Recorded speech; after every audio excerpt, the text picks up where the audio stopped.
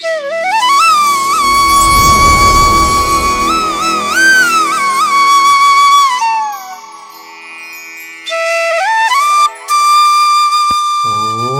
శ్రీ సచిదానంద సమర్థ సద్గురు సాయినాథ్ మహారాజ్కి జై. ముందుగా సాయి భక్తులందరికీ నమస్కారం అండి. వీడియో చూస్తున్న ప్రతి ఒక్కరిపైన ఆ సాయినాథుని ఆశీస్సులు ఉండాలని, బాబా గారి భక్తులందరూ ఎప్పుడూ కూడా ఆనందంగా సంతోషంగా వారి జీవితాన్ని గడపాలని మనస్ఫూర్తిగా కోరుకుంటూ ఈ వీడియో స్టార్ట్ చేస్తున్నాను ఫ్రెండ్స్. ఈరోజు కూడా బాబా గారు తన బిడ్డలకు ఒక చక్కటి సందేశాన్ని అయితే తీసుకొచ్చారండి. ఈ సందేశంలో బాబా గారు ఏమంటున్నారంటే, బిడ్డ, నీ బాబా చెప్పేది ఒక్కసారి వినమ్మా. నీ కష్టాలన్నీ మార్చి నీకు ఇష్టాలను ఇస్తాను అని బాబా గారు అంటూ ఉన్నారండి.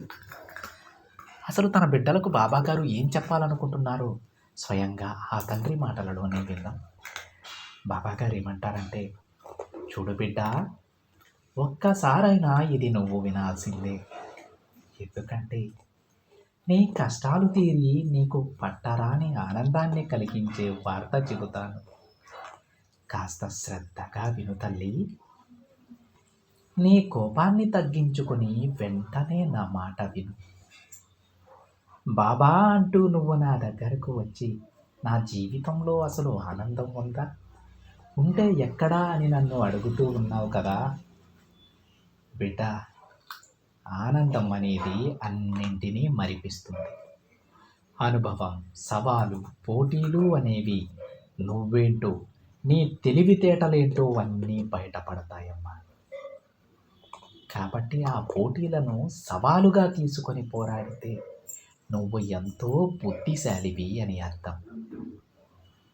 నువ్వు ఎందుకు ఎదగాలి అని అనుకున్నప్పుడు ఎన్ని అవమానాలు, అడ్డంకులు ఎదురైనా పట్టించుకోకుండా నీ లక్ష్యాన్ని నువ్వు చేరుకోవాలి.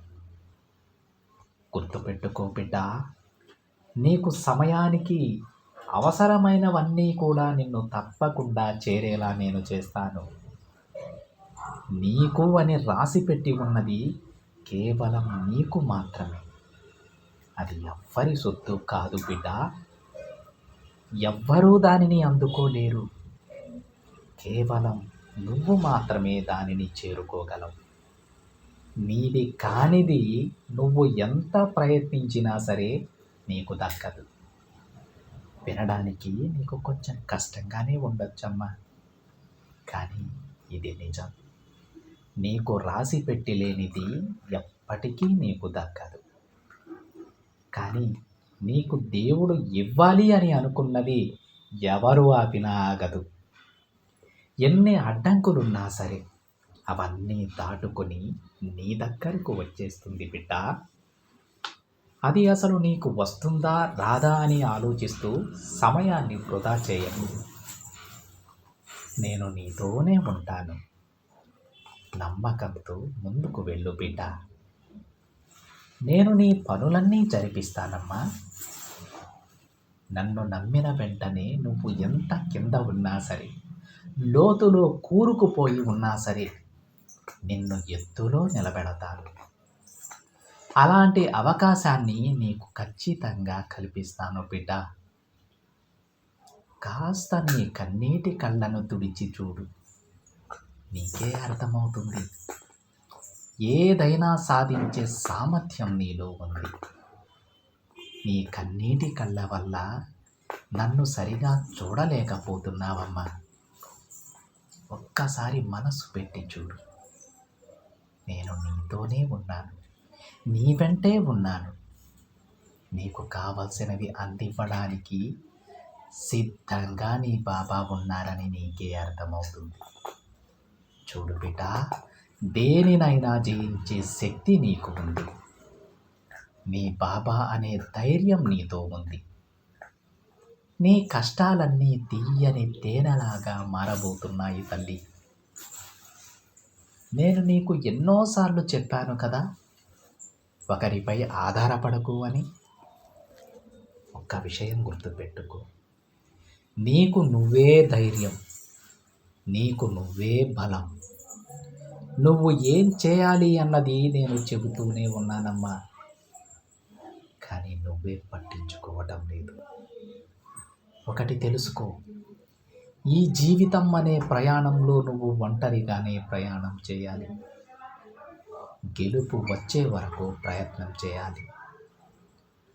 అప్పుడే విజయం నీ సొంతమవుతుంది. ఈ కలికాలంలో ఎటు చూసినా, ఏం చేసినా మోసాలు, మోసం చేసే మనుషులే ఉన్నారు. అలాంటి వారిని చూసి వెనకడుగు వేయ. నీకు పక్క బలంగా నేనుంటాను తల్లి. కారణం లేకుండా ఇక్కడ ఏది జరగదని తెలుసుకో. నీకు నేను ఏమిచ్చినా కాదు అని అనకుండా ఆనందంగా స్వీకరించు. అప్పుడే విజయం నీ తలుపు తడుతుంది బిడ్డ. దొరికిన దానితో తృప్తి పడటం నేర్చుకో. మనసారా స్వీకరించడం నేర్చుకో. ఇలా చేయడం వలనే ఆ భగవంతుని ఆశీర్వాదానికి నువ్వు పాత్రునివి కాగలవు. ఆ క్షణం నువ్వు కోరినవన్నీ ఆ భగవంతుడు నీకు అందిస్తాడమ్మా. కష్టాలను ఇష్టాలుగా మార్చుకుంటే నీకు కావలసిన ఇష్టాలను ఆ భగవంతుడే నీకు అందిస్తారు. నీ తండ్రి మాటలు అర్థమవుతున్నాయా బిడ్డ? కాబట్టి ఏం జరిగినా అంతా మంచికే అని అనుకో. నమ్మకాన్ని కోల్పోకు. కష్టాల వెనుక పట్టరాని ఆనందం వస్తుందని తెలుసుకో తల్లి. ఇది అక్షర సత్యం.